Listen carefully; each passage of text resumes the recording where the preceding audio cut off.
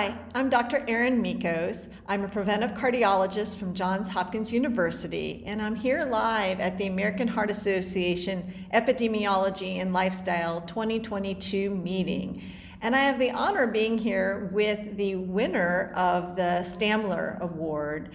The Stamler Award, in honor of Jeremiah and Rose Stamler, is given in recognition of the Stamlers for their seminal contributions to cardiovascular epidemiology, and it's given to one of the highest rating abstracts here at the meeting. And I'm really pleased to announce that this year's winner is Dr. Natalie Cameron from Northwestern, the same university as the Stamlers, so very fitting.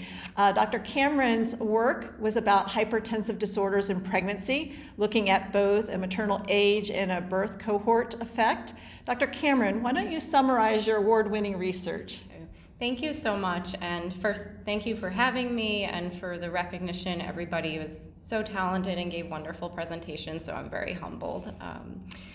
But a little bit about my research. So we looked at the incidence, or how many women have a hypertensive disorder of pregnancy. And we looked at this in three ways. First, we looked at age effects, which reflect the biological effects of aging. And the second way we looked at it were period effects, which reflect factors that take place at the time of delivery. So this would be something like changes in diagnostics or changes in awareness of a hypertensive disorder of pregnancy. And then finally, we looked at birth cohort effects. And what this tells us are really generational changes across time.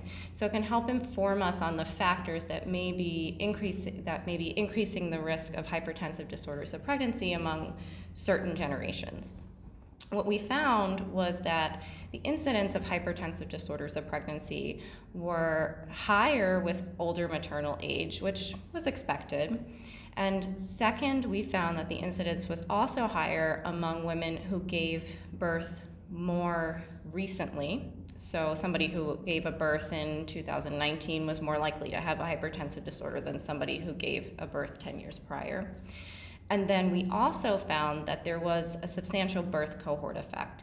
So women with a pregnancy who were born, let's say, in the 1990s or 2000s, were more likely to have a hypertensive disorder than if they were born in the 1950s or 60s. So we're seeing that as we increase generations, there were more women have a hypertensive disorder during pregnancy.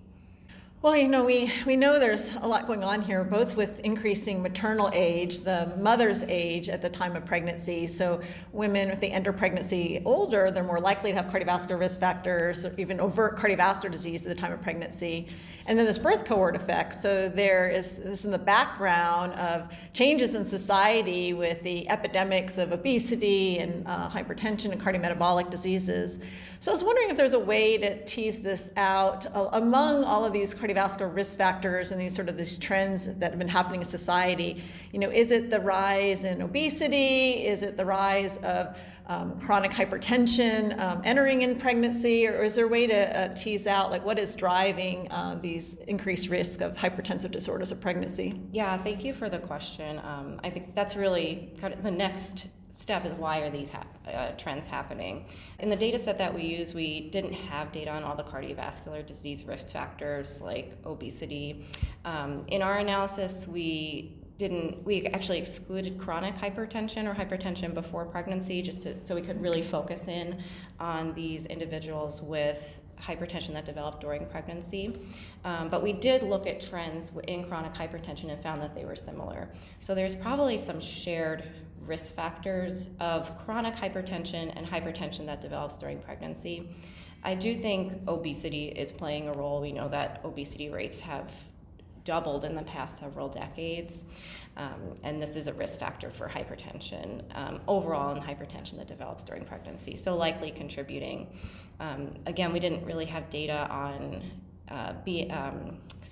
on physical activity or nutrition, but we know actually from some presentations during here that your nutrition during the third trimester can lead to hypertensive disorders of pregnancy. So we still have a lot of work to do, but I think there's some good starting points with the cardiovascular disease risk factors.